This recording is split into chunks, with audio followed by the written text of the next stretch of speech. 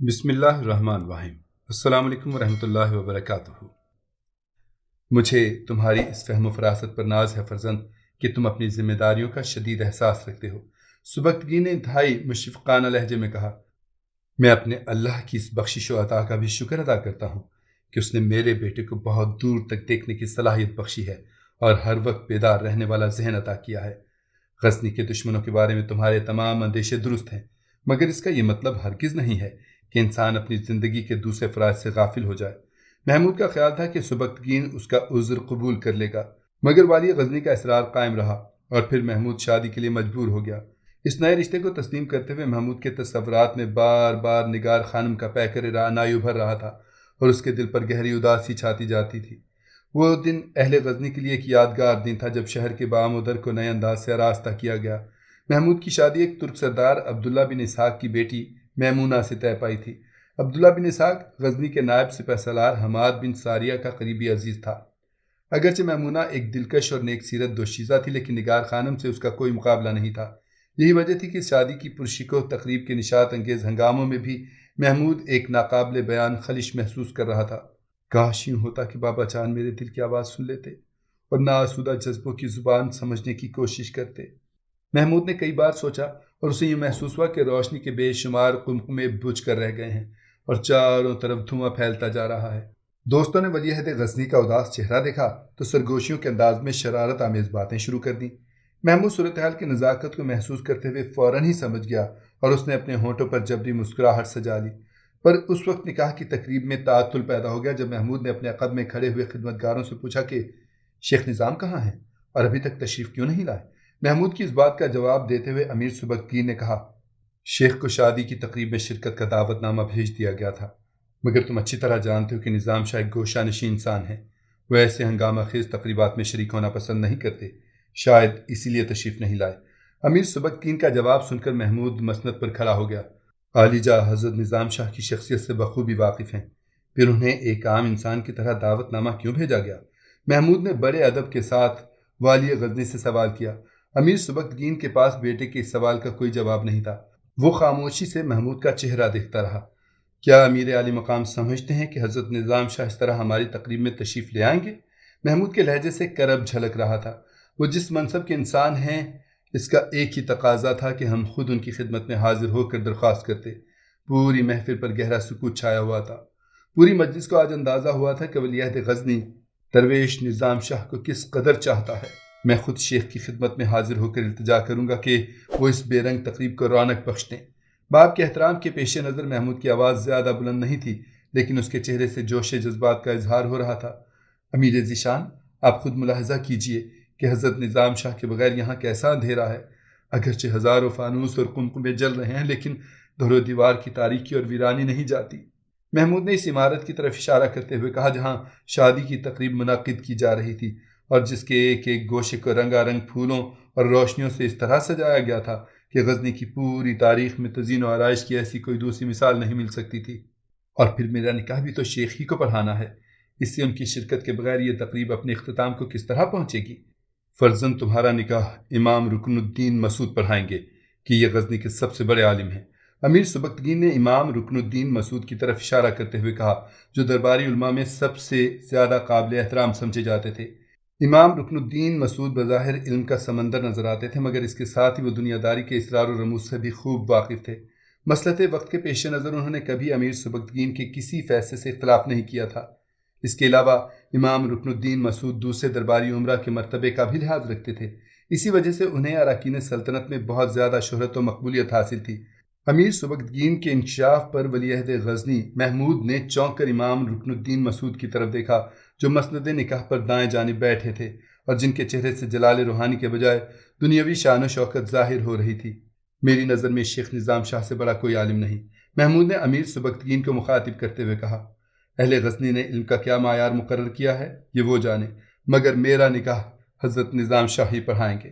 میں خود شیخ کو لینے جا رہا ہوں۔ یہ کہہ کر محمود مسند سے نیچے اتر آیا۔ امام رکن الدین اپنی توہین برداشت نہ کر سکے اور والی غزنی سے رخصت کی اجازت مانگنے لگے۔ امیر محترم، مجھے ایسی تقریب میں شرکت سے معذور سمجھا جائے جہاں نام نہاد اور جاہل درویشوں کو اہل علم پر ترجیح دی جاتی ہے۔ امام رکن الدین کے لہجے میں نظام شاہ کے لیے انتہائی حقارت پوشیدہ تھی۔ محمود ابھی بچہ ہے اور نظام شاہ سے انتہائی عقیدت رکھتا ہے۔ امیر سبکتگین نے امام رکن الدین مسعود کو سمجھانے کی کوشش کی، اور اپنی اسی عقیدت کی وجہ سے وہ آپ کی شان میں گستاخی کر بیٹھا، ورنہ ساری دنیا جانتی ہے کہ آپ فضل و کمال کے کس درجے پر فائز ہیں۔ امیر سبکتگین نے پوری سچائی کے ساتھ ایک عالم کے لیے انتہائی عزت و احترام کا مظاہرہ کیا تھا، لیکن امام رکن الدین مسعود نے والی غزنی کی معذرت قبول نہیں کی اور وہ اپنے غصے کا اظہار کرتے ہوئے تقریب سے اٹھ کر چلے گئے۔ میں اس مقام پر ایک لمحے کے لیے بھی نہیں ٹھہر سکتا جہاں جاہل و بے ہنر لوگوں کو محفل کی رونق قرار دیا جاتا ہے۔ ساری تقریب بے مزہ ہو کر رہ گئی تھی۔ امیر سبکتگین امام رکن الدین مسعود کو روک سکتا تھا اور نہ اپنے بیٹے محمود کو جبراً اس کے ارادوں سے باز رکھ سکتا تھا کہ درمیان میں حضرت نظام شاہ کی ذات گرامی تھی۔ امیر سبکتگین اداس نظروں سے اس محفل نشاط کو دیکھ رہا تھا جہاں کچھ دیر پہلے مسرت انگیز ہنگامے برپا تھے، اور اب اسی محفل پر گہرا سکوت طاری تھا، جیسے یہاں کوئی المناک حادثہ پیش آ گیا ہو۔ محمود شاہی رتھ میں سوار ہو کر اس مسجد کی طرف روانہ ہوا جہاں حضرت نظام شاہ رحمۃ اللہ علیہ ایک عرصہ دراز سے سکونت پذیر تھے، مگر وہاں پہنچ کر ولی عہد غزنی کو معلوم ہوا کہ حضرت نظام شاہ مسجد میں موجود نہیں ہیں۔ پھر بہت تلاش کے بعد محمود نے اس مرد درویش کو پا لیا جو رات کے اندھیرے میں ایک عام مزدور کی حیثیت سے کسی جاگیردار کے مکان کی تعمیر کر رہا تھا۔ نظام شاہ کے دونوں ہاتھ اور کپڑے مٹی کے گارے سے آلودہ تھے۔ یہ منظر دیکھ کر محمود کی آنکھوں میں آنسو آ گئے۔ وہ بہت تیزی کے ساتھ رتھ سے اترا اور حضرت نظام شاہ کے سامنے پہنچ کر انتہائی رقت آمیز لہجے میں کہنے لگا، شیخ، جس باپ کا بیٹا کستی کا ولی عہد ہو وہ اس طرح آثار اٹھائے اور ایسے دکھ جھیلے۔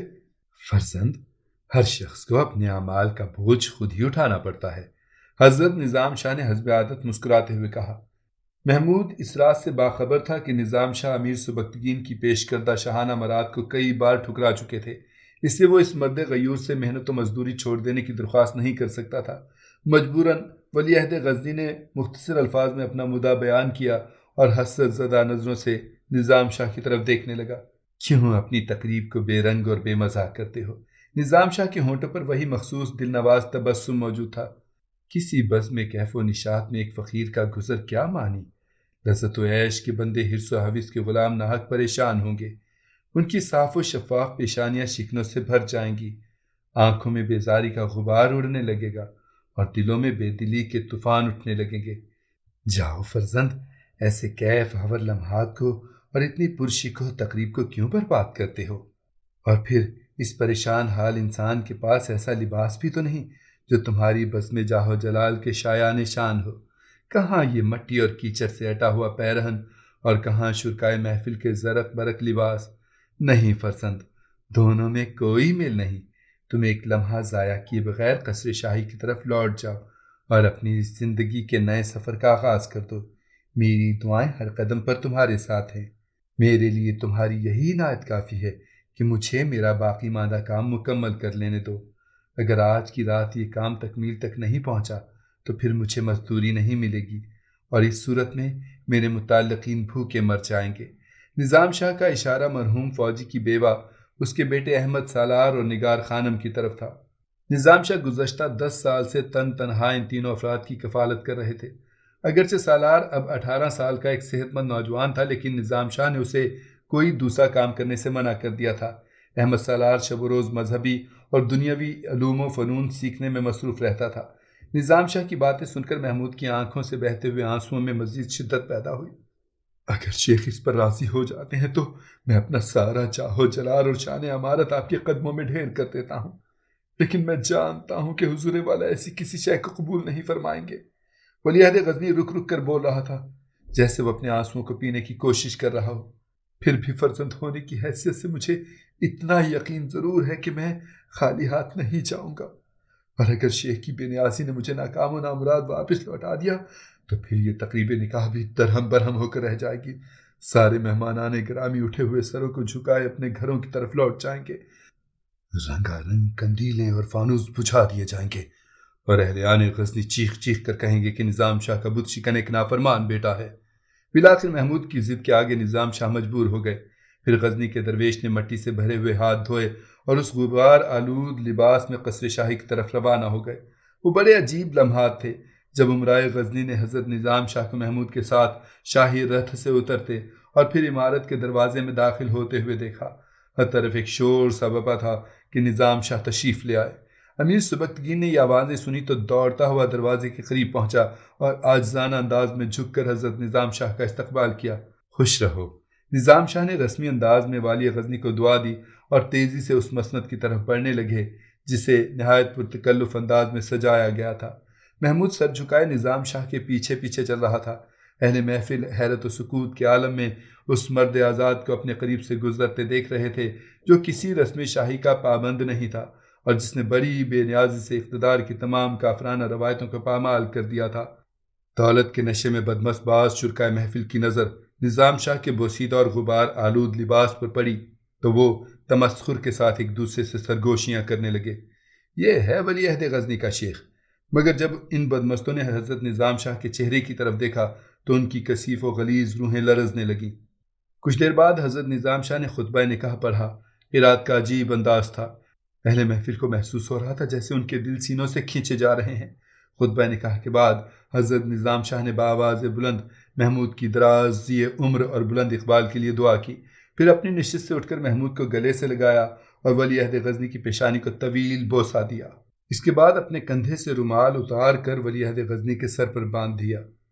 یہ ایک درویش بے سر و سامان کی طرف سے تمہاری شادی کا تحفہ ہے، اگر ہو سکے تو اس کی حفاظت کرنا، حضرت نظام شاہ نے بہت آہستہ لہجے میں کہا اور واپس جانے کے لیے مڑے۔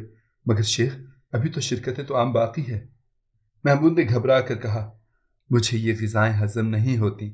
نظام شاہ نے آگے بڑھتے ہوئے کہا، ویسے بھی کچھ بھوکے میرا انتظار کر رہے ہوں گے، میں ان کے بغیر کھانا نہیں کھاتا۔ شیخ آپ ذرا ٹھہریں، میرے خدمتگار شاہی سواری میں آپ کو مسجد تک پہنچا دیں گے۔ محمود نے نظام شاہ کے پیچھے پیچھے چلتے ہوئے کہا، نہیں فرزند، ابھی یہ پاؤں سلامت ہیں۔ نظام شاہ نے مسکراتے ہوئے کہا، دیر سے صحیح، اگر اپنی منزل تک پہنچ ہی جاؤں گا۔ نظام شاہ کا جواب سن کر محمود اداس ہو گیا۔ وہ جانتا تھا کہ شیخ کی مرضی کے بغیر ان سے کوئی بات تسلیم نہیں کرائی جا سکتی تھی۔ پھر امیر سبکتگین اور ولی عہد غزنی حضرت نظام شاہ کو رخصت کرنے کے لیے دروازے تک آئے۔ دروازے سے قدم باہر رکھتے ہی نظام شاہ مڑے اور والی غزنی سے مخاطب ہو کر بولے، امیر محترم، آپ کو اپنے فرزند کی شادی مبارک ہو۔ نظام شاہ کے لہجے میں بڑی عجیب سی خلش تھی جسے والی غزنی بھی محسوس کیے بغیر نہ رہ سکا۔ یہ سب شیخ کی دعاؤں کا صدقہ ہے، امیر سبکتگین نے خفیف سے لہجے میں کہا۔ فرما روائے غزنی نظام شاہ کی بات کا مفہوم سمجھ گیا تھا۔ اللہ تمہیں اور تمہاری اولاد کو مزید کامرانیاں بخشے، یہ کہہ کر حضرت نظام شاہ آگے بڑھ گئے۔ عمارت کے باہر بہت اندھیرا تھا۔ امیر سبکتگین اور محمود کچھ دیر تک حضرت نظام شاہ کو جاتے ہوئے دیکھتے رہے، پھر وہ مرد قلندر ان کی نظروں سے اوجھل ہو گیا۔ پورے غزنی شہر میں جشن کا سما تھا، مگر نگار خانم کا گھر ایک خاموش ماتم کدہ بن کر رہ گیا تھا۔ اس رات نظام شاہ کے اصرار کے باوجود نگار خانم نے کھانا نہیں کھایا۔ نتیجتاً باقی افراد کو بھی بھوکا رہنا پڑا۔ نگار خانم رات بھر روتی رہی اور نظام شاہ اس طرح خاموش بیٹھے اسے دیکھتے رہے جیسے اپنی بیٹی کو تسلی دینے کے لیے ان کے پاس کوئی لفظ باقی نہ رہا ہو۔ پھر جب غزنی کی فضاؤں میں اذان فجر کی گونج سنائی دینے لگی تو حضرت نظام شاہ سورہ رحمان کی آیت تلاوت کرتے ہوئے اٹھ کھڑے ہوئے۔ سب کچھ فنا ہو جانے والا ہے، بس وہی ایک ذات ذوالجلال والاکرام باقی رہنے والی ہے۔ دوسرے دن غزنی کے تمام امراء اور ان کی بیکمار محمود کو شادی کی مبارکباد اور قیمتی نظریں پیش کر رہے تھے۔ پھر جب ولی عہد غزنی کو اپنی خاصوں کے ذریعے معلوم ہوا کہ نگار خانم بھی مبارکباد پیش کرنے کے لیے حاضر ہوئی ہے تو محمود بے قرار ہو گیا۔ اس نے فوراً ہی تمام امراء کو روک دیا اور نگار خانم کو تنہائی میں طلب کر لیا۔ محمود کو سخت سا ہو گیا۔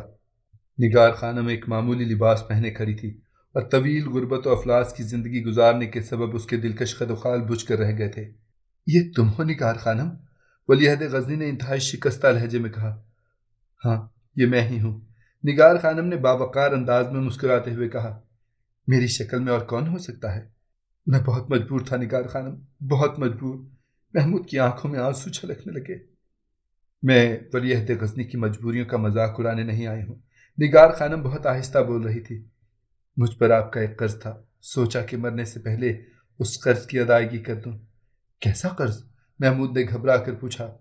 شادی کی مبارکباد کا قرض، نگار خانم نے ٹھہر ٹھہر کر کہا۔ اللہ ولی عہد غزنی کو ہر محاذ پر کامران و بامراد رکھے۔ تمہیں معلوم ہے کہ اس شادی سے مجھ پر کیا گزری ہے؟ یہ کہتے کہتے محمود کے چہرے پر اذیتوں اور کرب کی گہری پرچھائیاں لرزنے لگی تھیں۔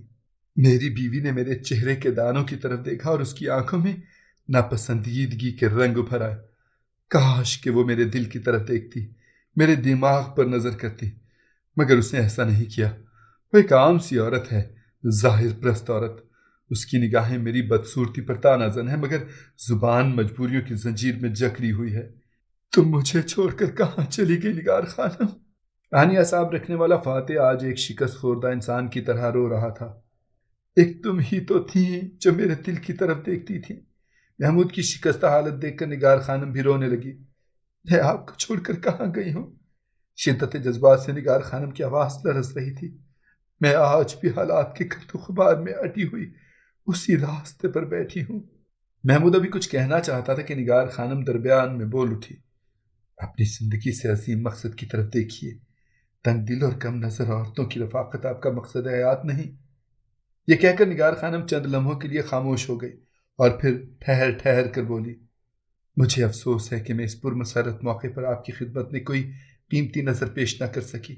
अगर मैं असद शराजी की बेटी होती तो वलीअहद गजनी के शायान शान तोहफा पेश करती, मगर हुजूर वाला को अच्छी तरह मालूम है कि मैं हजरत निज़ाम शाह की बेटी हूँ और निज़ाम शाह एक मेहनत कश मजदूर हैं। मुझे गर्दिश रोज़ो शब ने राज समझा दिया है कि बारगाह शाही में एक मजदूर के तोहफे को शर्फ कबूलियत हासिल नहीं होता। इसलिए चंद खास दुआएं ही मेरा सरमाया है और मैं वही दुआएं आपकी नज़र किए जा रही हूँ। फिर निगार खानम वापस जाने के लिए मुड़ी, मगर चंद कदम आगे बढ़ने के बाद यकायक पलटी और महमूद को मुखातिब करते हुए बोली, बेशक आप एक बड़े फातेह, बड़े चंचू और बड़े मुदब्बिर हैं, मगर फिर भी एक कमज़ोर औरत की ये बात हमेशा याद रखिएगा कि ज़िंदगी के बाजार में दिल की दुकान खोलने वाले बड़ा नुकसान उठाते हैं। यहाँ पर पत्थरों के सौदागर हैं, दिल का खरीदार कोई नहीं है। दास्तान में आगे क्या हुआ आपको अगली किस्त में बताएंगे।